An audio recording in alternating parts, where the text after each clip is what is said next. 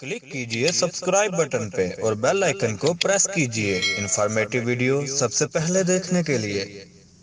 अस्सलाम वालेकुम वरहमतुल्लाह। LMTM books YouTube channel की जानब से आप सबकी खिदमत में एक नई वीडियो के साथ हाजिर हूँ। 14 मार्च को जो सऊदी अरेबिया में नया कानून आया था उसमें एक ये चीज़ अहम थी कि आप अपनी मर्जी से अपनी छुट्टी लगा सकते हैं।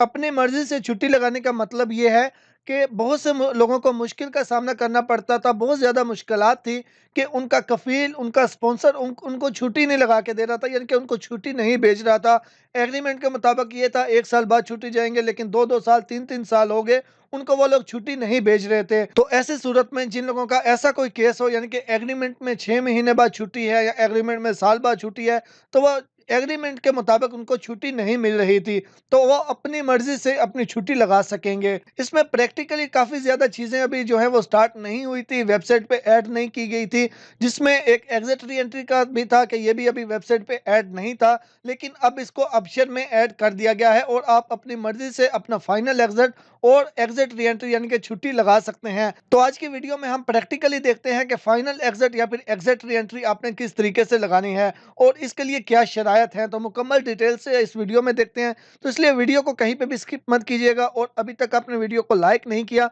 तो प्लीज़ लाइक वाले बटन पे भी क्लिक कर दीजिएगा ताकि हमारी हौसला अफजाई हो सके। तो चलिए दोस्तों, इसको स्टार्ट करते हैं। इसके लिए आपने अबशर एप्लीकेशन का इस्तेमाल नहीं करना, इसके लिए आपने अबशर वेबसाइट का इस्तेमाल करना है, यानी कि ब्राउज़र से आपने वेबसाइट को ओपन करना है। तो वो किस तरीके से करना है मैं आपको डिटेल्स बताता हूँ। तो इसके लिए अपने मोबाइल फ़ोन से ब्राउज़र को ओपन कर लीजिएगा। जो भी ब्राउज़र आप यूज़ करते हैं उस ब्राउज़र को आपने ओपन करना है। ब्राउज़र को ओपन करके तो आपने यहाँ पे वेबसाइट लिखनी है abshar.sa, absher.sa। ये लिख के आप सर्च करेंगे, आपके सामने ये वाला पेज आएगा। यहाँ से इंडिविजुअल पे आपने क्लिक करनी है। इस पे क्लिक करेंगे, आपके सामने ये पेज आ जाएगा। ये अरबिक में होगा, इसको इंग्लिश में करने के लिए यहाँ ऊपर इंग्लिश लिखा हुआ है, इंग्लिश पे क्लिक कीजिएगा।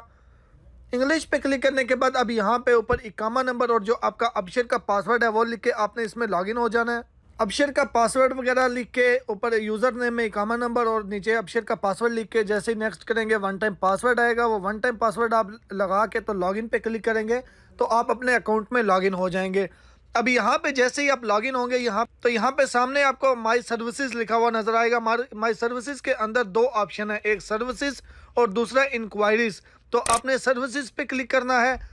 सर्विसेज पे क्लिक करेंगे, उसके बाद आपने पासपोर्ट्स पे क्लिक करना है। यहाँ पे आपको पासपोर्ट्स लिखा हुआ नजर आएगा, आपने पासपोर्ट्स पे क्लिक करना है। पासपोर्ट्स पे क्लिक करेंगे, अब इसके अंदर आपको मिलेगा वीज़ा रिक्वेस्ट। तो ये तीसरा ऑप्शन है वीज़ा रिक्वेस्ट, इस पे आपने क्लिक करना है। वीज़ा रिक्वेस्ट पे जैसे ही आप क्लिक करेंगे उसके बाद आपके सामने एक नया पेज ओपन हो जाएगा। उसके बाद आपके सामने ये पेज ओपन हो चुका है। अब यहाँ पे सारी डिटेल है इसके बारे में। इसमें जो लोग एग्जिट री एंट्री जाना चाहते हैं उनके लिए भी कुछ चीज़ें क्लियर कर देता हूँ। एग्जिट री एंट्री जाने से पहले आप आगे कोई भी ट्रैफिक वायलेशन जो है वो नहीं होनी चाहिए। यहाँ पे बाकी भी सारी कंडीशंस हैं वो आप रीड कर सकते हैं। उसके बाद आपका इकामा वैलिड होना चाहिए। जितनी छुट्टी आप जाना चाह रहे हैं उससे ज़्यादा आपका इकामा वैलिड होना चाहिए। मिसाल के तौर पे अगर मैं 3 महीने छुट्टी जाना चाहता हूँ तो कम से कम 4 महीने, यानी कि उस हिसाब से उससे ज़्यादा इकामा आपका वैलिड होना चाहिए। उसके बाद आपका पासपोर्ट जो है वो आपका पासपोर्ट वैलिड होना चाहिए और आपका अबशर के अंदर भी वो अपडेट होना चाहिए, यानी कि नकल मालूमात। क्योंकि जब भी हमारा पासपोर्ट एक्सपायर होता है, जब आप उसको रिन्यू करवाते हैं, रिन्यू करवाने के बाद उसकी एक्सपायरी डेट ऑटोमेटिकली अबशर में अपडेट नहीं होती, तो उसके लिए हमें अपडेट करवानी पड़ती है, यानी कि नकल मालूमात करवानी पड़ती है। तो अगर आपने पासपोर्ट अपना रिन्यू करवाया है तो वो नया पासपोर्ट आपका अबशर में अपडेट होना चाहिए। उसके अलावा जिस बंदे का लिए आप छुट्टी वगैरह लगा रहे हैं वो बंदा सऊदी अरेबिया के अंदर मौजूद होना चाहिए, उस पर किसी किस्म की वायलेशन नहीं होनी चाहिए और बंदा जिंदा होना चाहिए, यानी कि अगर अल्लाह ना करे डेथ हो गई है तो ऐसी सूरत में उसका आप इस तरीके से नहीं लगा सकते। और उसके बाद जो फाइनल एग्जिट वाले हैं, फाइनल एग्जिट वालों के लिए भी यही है, पहला कि उनके नाम पे कोई गाड़ी नहीं होनी चाहिए और दूसरा ये कि उन पे भी किसी किस्म का कोई ट्रैफिक वायलेशन उनकी नहीं होनी चाहिए। एग्जिट री एंट्री के लिए भी यही है, यानी कि मेन चीज़ के वायलेशन कोई भी अगर है तो वो लाजमी तौर पर पेड होनी चाहिए। तो यहाँ पे ये सारी डिटेल्स हैं, आप खुद भी रीड कर सकते हैं।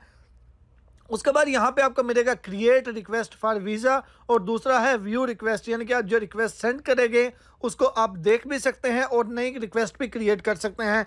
यहाँ पे एक और चीज़ आपको क्लियर करता चलूँ कि आपको जो भी आप रिक्वेस्ट सेंड करेंगे वो रिक्वेस्ट सेंड करने के बाद 10 दिन का आपको टाइम देना होगा, यानी कि टोटल 15 दिन होंगे।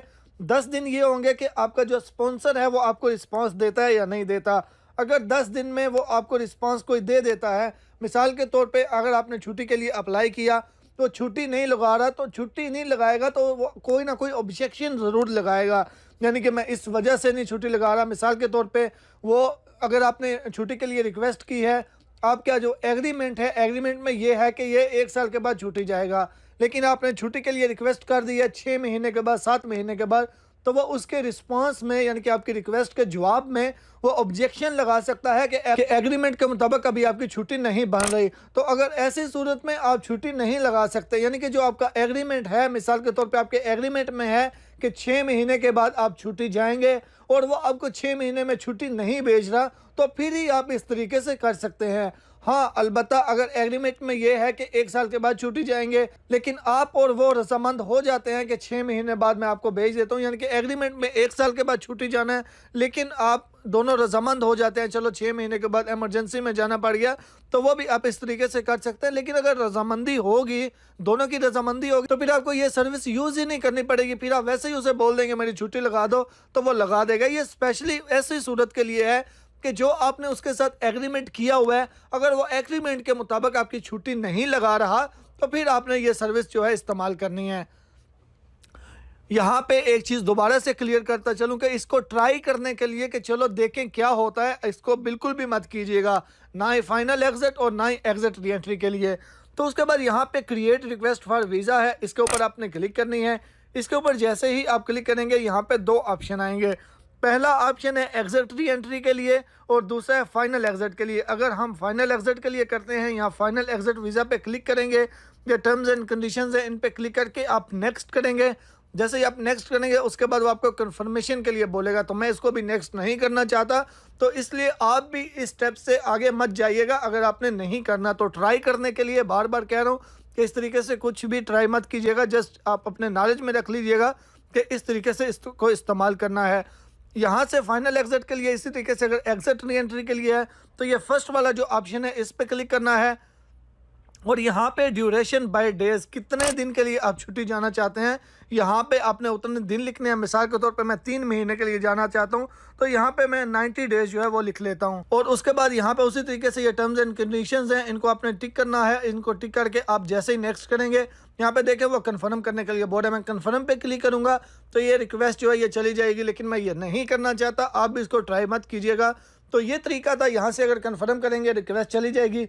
रिक्वेस्ट जाने के बाद 10 दिन का टाइम होगा, 10 दिन के अंदर अंदर अगर आपका स्पॉन्सर यानी आपकी कंपनी आपको जवाब नहीं देती, तो उसके बाद ये केस आपकी साइड पे हो जाएगा, यानी कि फिर आप इसको ऑटोमेटिकली यहाँ से इशू कर पाएंगे। लेकिन उसके लिए 10 दिन का टाइम होगा।